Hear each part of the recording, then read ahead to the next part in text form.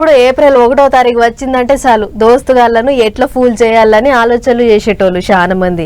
అరే రే మన దోస్తు సురేష్ గాడు కింద పడ్డాడురా, అరే గా మల్లిగాని కాలుకు రాయి తగిలి నెత్తురెళ్ళిందిరా, పరమేష్ గాడు ఇక బడి మానేస్తున్నాడటరా అని ఒకరికొకరు చెప్పుకునేటోళ్ళు. ఆఖరికి ఏప్రిల్ ఫూల్ అనుకుంటా ఒకరికొకరు చూసుకుంటూ నవ్వుకునేటోళ్ళు. అవి అట్లనే ఇప్పుడు ఈ ముచ్చట్ని సోషల్ మీడియాలో పెట్టి అందరినీ ఏప్రిల్ ఫుల్ చేసిర్రు. ఈ ఏడాది ఏప్రిల్ మాసం అంతా నిత్యానంద స్వామి మీదికేంచి వెళ్ళిపోయింది. పోండ్రి నిత్యానంద స్వామి విడిచిండని ఏప్రిల్ 1వ తారీఖు నాడు మస్తు వార్తలు వచ్చినాయి. సోషల్ మీడియాలో ఏడ చూసినా గాముచ్చటే గాని అదంతా ఉత్తముచ్చటేనాట.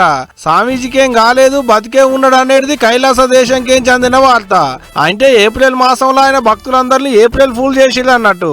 ఇంతకు స్వామీజీ విడిచిండని పుకారు లేపిందవలో ఎలికేనా ఆయన సొంత మేనల్లుడే. ఇక ఇప్పుడు గీముచ్చట ఎలికైనాక సాములో ఇంకా లేదని లంది పెట్టుకున్న వాళ్ళందరికీ పోయిన పానం లేచొచ్చినట్టు అయింది. మళ్ళా అప్పట్లో భారతదేశంలో కేసు పెడితే ఫలాలైపోయి ఓ కాడ ఇంత భూమి కొనుక్కొని కైలాస దేశం అని పేరు పెట్టుకొని నేనే దేవుణ్ణి, నేనే రాజును, నేనే మంత్రినని ఏలుబడి సాగిస్తున్నాడు. పూజలు, పురస్కారాలు, ఆర్డర్లు, ఆదేశాలు, ముచ్చట్లు, పనులన్నీ కా సోషల్ మీడియాలో. అసలుగా కైలాస దేశం ఏడున్నదో అసలు ఉన్నదో లేదో కూడా ఎవరికి తెలియదు, ఎవరు చూసిన వాళ్ళు కూడా లేరు.